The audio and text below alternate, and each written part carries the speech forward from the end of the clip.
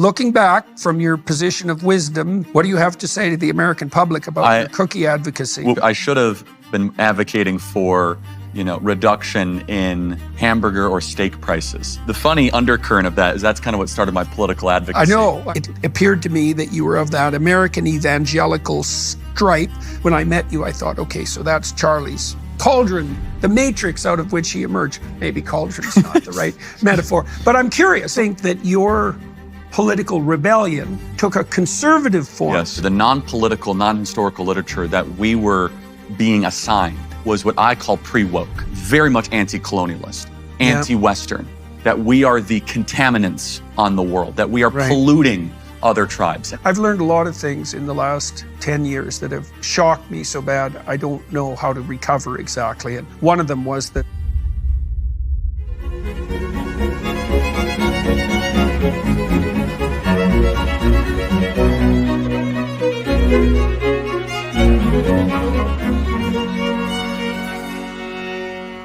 I'm talking to Charlie Kirk, and Charlie came out of nowhere 10 years ago and built the world's most influential organization of young conservatives. And he did that from scratch. He did that by going to universities pretty much single-handedly, setting up card tables, offering to discuss and debate all the issues that weren't being discussed and debated in these places set up for exactly that reason. And iterating as he grew, establishing conservative clubs on campuses all across the United States, building a grassroots organization, learning how to debate, despite the fact that he hadn't gone to college, and actually playing the role on campus colleges that the professors in the classes were supposed to play. And so, why watch my discussion with Charlie? Well, to learn who he is, to listen to how he did this. He had a vision and a calling, and he found his way and made it spectacularly successful while he was still very young, and has ended up playing a very significant cultural role, a transformative role that is by no means over. And so I think the podcast is interesting in and of itself because the story is so compelling, but it also contains many lessons, you might say, for those who are searching for a productive, adventurous, romantic way forward. So join me in my discussion with Charlie Kirk, founder and leader of Turning Point USA, the world's largest conservative youth organization. So I've got a gotcha question for you. So now you're warned. Okay, so you know that Robert F. Kennedy and Mehmet Oz, and I suppose Jay Bhattacharya too, are all hands on deck to restore American health. And that likely the biggest problem that's confronting us is insulin resistance. I agree with that. Too much, way too much sugar and obesity and all that goes along with it. But insulin resistance it's just devastating. It makes you old, it makes you diabetic, it's terrible. It interferes with your cognition, it increases the probability that you'll get Alzheimer's. And that's all linked to carbohydrate excess intake, right? You agree with all that? I agree with that. Okay, and yet, when you were in high school, one of the first things you did to begin your political career was agitate for a, reduction or stabilization of the price of cookies at the school? We were against cookie inflation. Yeah, so looking back from your position of wisdom 13, 14 years later, what do you have to say to the American public about your cookie advocacy? What I should have been advocating for, reduction in the hamburger or steak prices. You see, that would have been a much better health approach. But all kidding aside, the funny undercurrent of that is that's kind of what started my political advocacy. I know, and it is hilarious. I kind of look back, even just 13 years ago, when, cookie prices were the number one, concern. This was before DoorDash, this was before all that. And I look at these high school kids now, what they're able to order into high school, they have entire cubby rooms of like half of the high school class that is just getting takeout. So in our high school in the suburbs of Chicago, the biggest thing was these basically homemade cookies that nearly tripled in price over the course of a year. So we started Students Against Cookie Inflation, which was a rather righteous effort, I might say. How old were you? I was, at that time, 16, 17 years old. 16. And how much before that do you think your interest in the political developed? I definitely had an interest. I'd say I was really fascinated by American history, why we were a great country.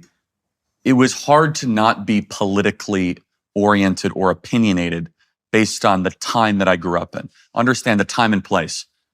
When I was in 8th grade, this guy named Barack Obama came onto the political scene from Chicago, and everybody had an opinion about him. In fact, he became... Where were you at the time? I was in the suburbs of Chicago. Wheeling, Arlington Heights area. Yeah, okay. And Obama was a homegrown, which he really wasn't, but he was, a senator from Illinois, a homegrown, almost quasi-messianic political figure. I mean, you remember how it captured the nation times 10 in the Chicagoland area. Remember, Obama did his victory speech in Grant Park in downtown Chicago. That's where he celebrated his victory in 2008. And so it was just an all-encompassing, almost, political moment where it was at very high social cost to be disagreeable with the rise of Obama in 2008. And mind you, I was a 7th or 8th grader at the time, and actually going into 9th grade. And so I decided at my very best to push back. Oh, really? Is he going to fulfill all these promises? Is he really going to be able to bring utopia? And admittedly, I was rather clumsy and shallow in my capacity to be able to articulate those beliefs. But I had something in me that wanted to push back against the orthodoxy of the time. Okay, I met you. Do you remember when we first met? Was it 2016, 2017? It might have been 17, 18. I came to Toronto because and still to this day, this is correct, I was so moved by your lectures and your videos that they significantly changed my life.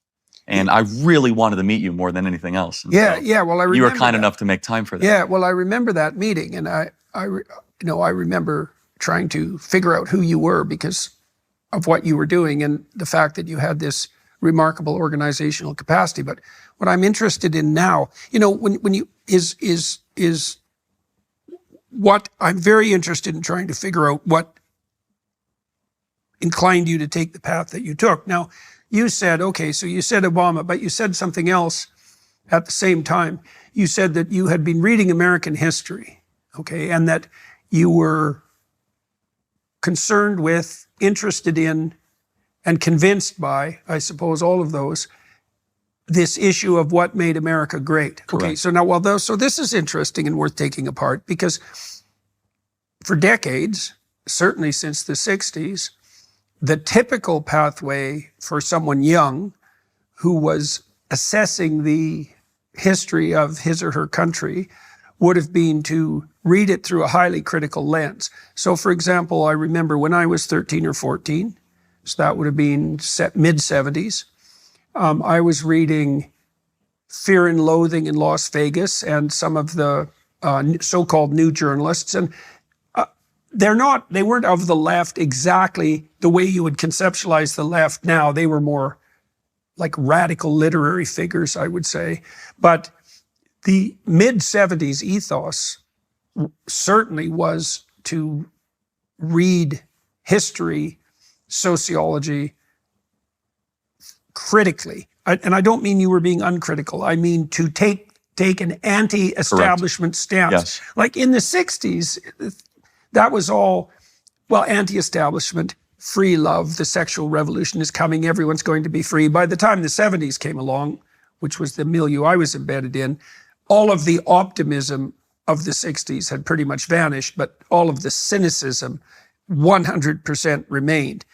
Now you, though, interestingly enough, in Chicago, and this would be mid-2000s, so quite 2000 a bit later. 2009. Right, near the end of the the first decade of the 2000s. You were reading American history, and as you said, in the height of the Obama craze, fervor, sure.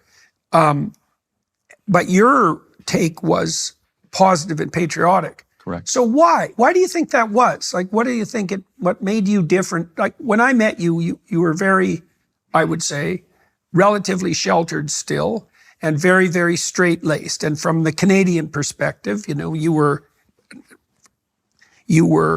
of the, it appeared to me that you were of that American evangelical stripe, which we have some of in Alberta, not a lot. It's not really a Canadian thing. And so when I met you, I thought, okay, so that's Charlie's, that's the cauldron, the matrix out of which he emerged. Maybe cauldron's not the right metaphor. But I'm curious, like, why do you think that your political rebellion took a conservative form when that isn't, it's not common for young people, and it certainly wasn't the pattern of the time from, say, 1965 till, well, probably till about when you were adolescent. So that's a phenomenal analysis and question. Let me just add to it. The literature, the non-political, non-historical literature that we were being assigned in 6th, 7th, 8th grade was what I call pre-woke. It was almost there. And so it was like books that come to mind is a book called like Things Fall Apart. I don't know if you're familiar with this book. Chinua Achebe, I think. Yeah, exactly. I think it was the main character was Okonkwo. I could be wrong. I'm just drawing from like 13, 14 years. Basically, the entire premise of the book, based on my memory, is that there are this wonderful tribe, and they all get along in Africa, and these evil colonialists come in, and things fall apart, and there's internal strife. And the end of the book is basically the summary of all of these relationships of these evil colonialists that say, and here's the history of just the sub-Saharan Africa, basically dismissing all of the complexities and the beauties of this specific right. So tribe. It's kind of a testament to Rousseau, but it was written by an African, that book. Correct. And again, I'm drawing from almost a decade-old memory, but I remember the discussions we'd have in class were very much anti-colonialist, anti-Western, that we are the contaminants on the world, that we are polluting other tribes. And again, mind you, that we're in 8th or 9th grade discussing this, so I don't know what post-structuralism is or postmodernism is, but it was pre-woke. We weren't quite there though. And so from the historical standpoint, it was not 1619 Project, but it was, we're going to spend a whole month on slavery.